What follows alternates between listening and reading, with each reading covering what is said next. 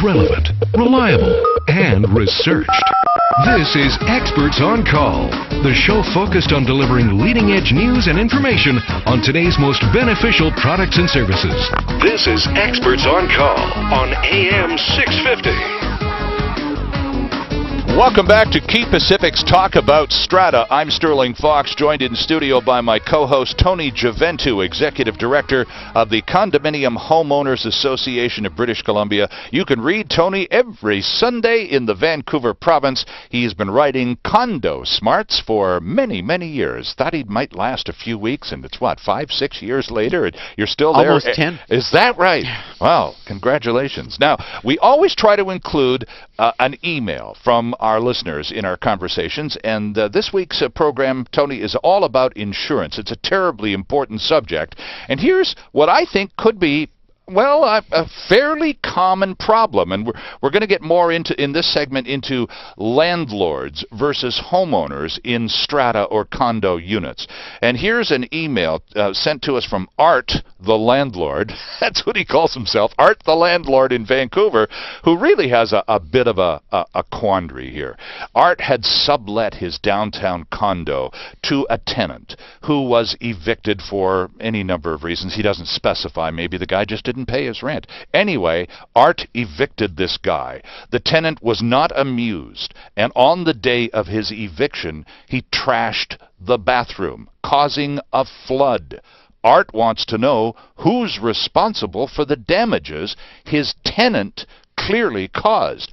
Art, the landlord, the owner of this unit, or the individual who actually caused the damage?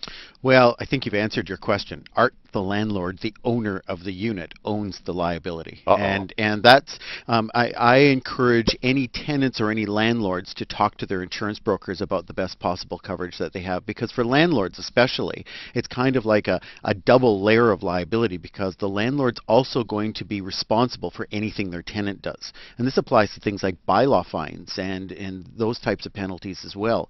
But from an insurance perspective, in this case where the tenant trashed the unit, broke the toilet, caused it to flood. It's a complaint that you hear every now and then. It's unfortunate, but it certainly happens. And the tenant was angry with Art. Unfortunately, he made probably 10 to 20 other owners in the building pay for the fact that he was disgruntled about his eviction. But you're facing a massive insurance claim, and the landlord, Art's probably going to be facing what that insurance deductible is for the building. And that insurance deductible is, again, goes back, it could be $5, $10, $25, $50, or $100,000. Right. So Art, the landlord, needs to make sure that he has insurance to cover his landlord package along with his tenants. As we see more and more individuals and small companies looking to invest in strata units for profit, yes, and I would assume down the road eventual resale for even more profit, these people they're in a different ballpark almost, aren't they? They're living in the same building as all those other strata owners, except they don't live there. They just own the property there. Someone else occupies their property, so they're really at a much higher level of risk than the person who occupies their own home. Well, they certainly can be, because they're going to be at the risk of the behavior of their tenants and occupants. So is there a landlord insurance policy that Art and other people like him can get? They're landlord and tenant policies. Tenants should also have policies, and you should have, in addition to your, the landlord, for example, is going to have the typical condo owner's policy to cover for any betterments, their liabilities. The kind we've discussed already. All the personal contents. But in addition to that, they may want to have additional insurance to cover loss of rent. If there's a flood in the building they didn't cause, but their tenant has to move out for 3 months or 6 months because the unit has to be vacated for restoration, they may want to have some insurance coverage for loss of rent. Liability is certainly something they're going to have. And if you're a tenant, as the tenant, you need to make sure that your personal liability as well as your contents and all of your personal property are covered under a tenant's policy. Okay, I'm just trying to retrace the steps we've already taken in this conversation so far today. And we've discovered that there is usually a deductible for damage done to the building, that the individual who caused the damage may very well be on the hook for, but that deductible can and usually is covered by that individual homeowner's policy. So if you caused a whack of damage due to flooding and the deductible is $10,000 that you are responsible for before the strata policy kicks in, then your $10,000 that you're on the hook for is likely to be covered by your homeowner's policy if you did some shopping and got a good one. Well, if you brought your policy from the strata to your insurance broker and this was current, then the strata then your broker is going to be able to look at the strata policy and see, all right, we have $10,000 deductible for waterscape. Let's make sure we have coverage for that in your policy, right? Okay. And you will, as a homeowner, you'll pay a bit more for that. But the risk of what the additional cost is compared to the likelihood of paying that deductible is measurable, and you should take that risk as a homeowner and make sure you're covered. And I know you're not a lawyer, and we've had a lawyer on the show and are likely to do so in future broadcasts again, but maybe you have enough experience that maybe you can answer this. I have some sympathy for Art, the landlord, in this particular situation. He could be stuck with a hefty deductible that he's responsible for, and hopefully his insurance covers. Is Art able to sue the tenant who caused all of this damage in civil court to recover damages, especially if he wasn't insured and had to pay out of pocket? Certainly. And would the insurance company go after this kid too? They may subrogate. His insurance company may actually subrogate and take an action. But the reality is, if you're looking at commencing a lawsuit against somebody you've just evicted, they've probably been evicted because they didn't pay their rent. Bylaw violations, haven't paid the rent, don't have any money. Right? Yeah, right. You're probably looking at the potential of a lawsuit against someone you would never get anything from anyhow. Right. So, I would certainly recommend in any one of these types of claims that somebody talk to their legal counsel before they go ahead and just write a check for something.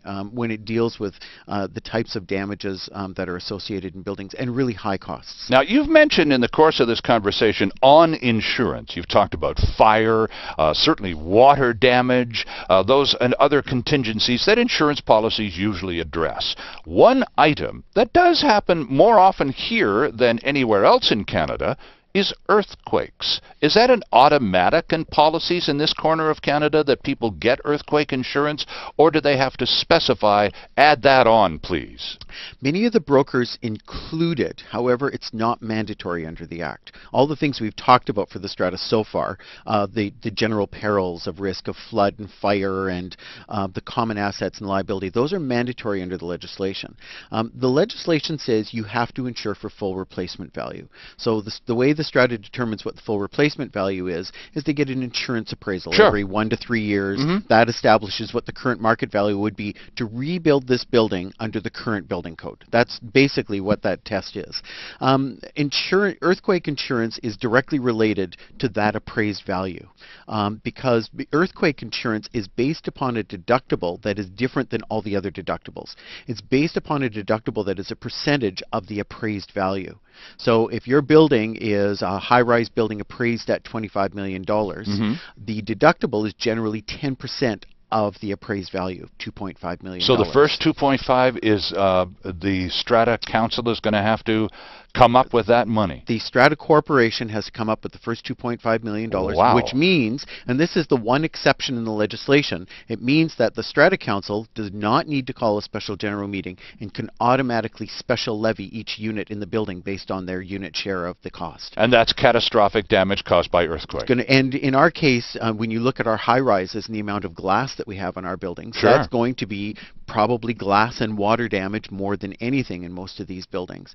And so, the first 2.5 million of that is going to then get divvied up amongst the owners. Now, owners may or may not have additional deductible coverage to be able to cover those losses because of the risk zone that we're in. It may not be possible to buy additional earthquake coverage for the type of deductibles that you might be facing. It sounds like it would be a really smart idea for a person contemplating buying into a strata situation, whether it's an apartment or a townhouse or whatever, to sit down with the Strata Council representative and find out what insurance company the building deals with.